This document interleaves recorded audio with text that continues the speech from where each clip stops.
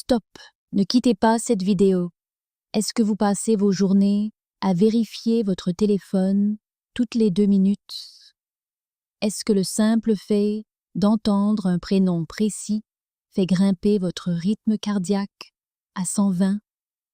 Si vous pensez que c'est juste de la fatigue ou du stress, vous vous trompez lourdement. Votre cerveau est en train de vous cacher quelque chose de massif. Et si je vous disais que votre corps a déjà pris une décision que votre esprit refuse encore d'admettre? Restez avec moi, car dans moins de 4 minutes, vous saurez enfin la vérité sur ce qui se passe réellement à l'intérieur de vous. Bienvenue dans le cocon familial. Je suis ravie de vous retrouver. Aujourd'hui, on laisse de côté l'agitation pour plonger dans la psychologie de l'attachement. Voici les 10 signes scientifiques et émotionnels qui prouvent que vous êtes en train de tomber amoureux, sans même le savoir. Le premier signe, c'est le réflexe du téléphone. Vous ne cherchez plus une information, vous cherchez une présence. Chaque notification est une décharge de dopamine, et si ce n'est pas son nom qui s'affiche, c'est une déception physique immédiate. Deuxièmement, l'oubli de soi-même. Vous vous surprenez à vous intéresser à des choses que vous détestiez avant. S'il aime le jazz ou le foot, soudainement, ça devient fascinant. Votre monde s'élargit pour inclure le sien. Le troisième signe est la projection involontaire. Vous ne dites plus « je », vous dites « on ». Même pour des choses banales, comme les courses ou une sortie le mois prochain. Votre cerveau a déjà validé sa présence à long terme.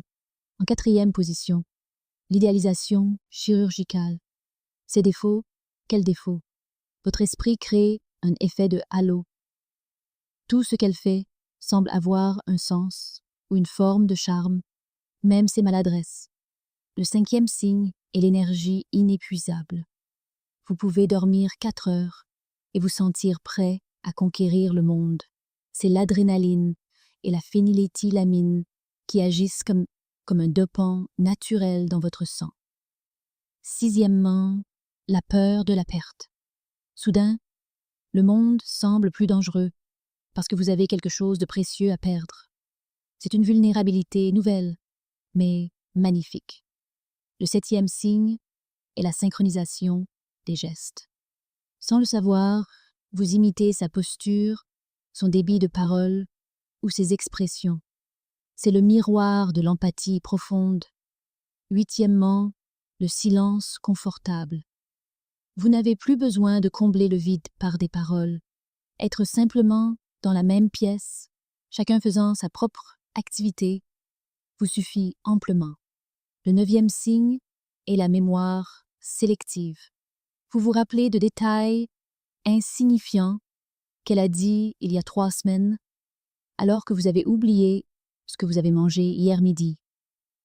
Enfin, le 10e signe, c'est le sentiment de rentrer à la maison. C'est le signe ultime. Peu importe où vous êtes, si cette personne est là, vous vous sentez en sécurité.